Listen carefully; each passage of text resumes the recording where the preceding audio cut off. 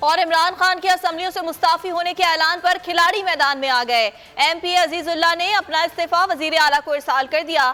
کہا میری سیٹ عمران خان کی امانت تھی جس کو واپس کر رہا ہوں۔ ملک و قوم کی ترقی کے لیے اپنا کردار ادا کرتا رہوں گا۔ سندھ میں بھی کپتان کا کھلاڑی استعفے دینے کو تیار۔ پی ٹی آئی کے رکن سندھ اسمبلی سعید آفریدی نے اپنا استعفیٰ شیئر کر دیا۔ بولے عمران خان جب حکم کریں گے سب سے پہلے استعفیٰ دوں گا۔ میرا استعفیٰ تیار ہے۔ اس نظام سے بہتر ہے عوام کے پاس جائیں۔ اگر آپ کو یہ ویڈیو پسند آئی تو لائک پر کلک کریں۔ آپ یہ سمجھیں یہ جو حق ہے نا، حق پہ کھڑے رہنا اور حق کو بولنا، یہ دور سے لگتا ہے تنہا ہو گئے لوگ۔ آپ خان صاحب کو دیکھیں، تنہا دکھائی دینے، ساری جماعتیں مل کر ان کے خلاف ہیں، لیکن آج بھی پاکستان کے عوام اس حق کی آواز کے پیچھے جو ہے 80% سے زیادہ عوام ان کے ساتھ ہے۔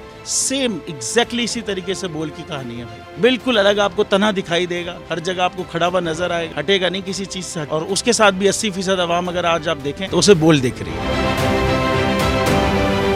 جعلی کیس ہے نا، یہ ہم پہ اس وقت بنائے گئے تھے جب حکومت یہی تھی، انہی لوگوں کی حکومت تھی نا، اور یہ جعلی کیس ان کو، میں نہیں کہہ رہا اس کیس کو جعلی کیس، ان کو پاکستان میں کیا پوری دنیا میں ایک ایسا شکایت کنندہ نہیں ملا، ایک ایسا کمپلیننٹ نہیں ملا جس نے یہ کہا ہو کہ ہمارے ساتھ فراڈ ہوا ہے۔ تو یہ خود ہی بن گئے کمپلیننٹ، اور یہ خود ہی انہوں نے خود ہی انویسٹیگیشن کی، اس کی خود ہی تفتیش بھی کی، یعنی کہ کمپلیننٹ بھی ہے، انویسٹیگیشن آفیسر بھی ہے، اور ان دا اینڈ انہوں نے پھر اس کے باوجود یہ کورٹ میں جمع کرایا کہ جی یہ کیس جعلی کیس تھا، اور اس میں کسی قسم جو کچھ ایگزیکٹ کر رہا تھا سب لیگل۔ یہ میری بات نہیں ہے، یہ ان کے انویسٹیگیشن آفیسر کی بات۔ سب سے زیادہ ویوز اور سب سے زیادہ ریٹنگ کے ساتھ بول آج بھی رہا نمبر 1 پر۔ سبسکرائب کریں اور بیل دبائیں تاکہ کوئی خبر رہ نہ جائے۔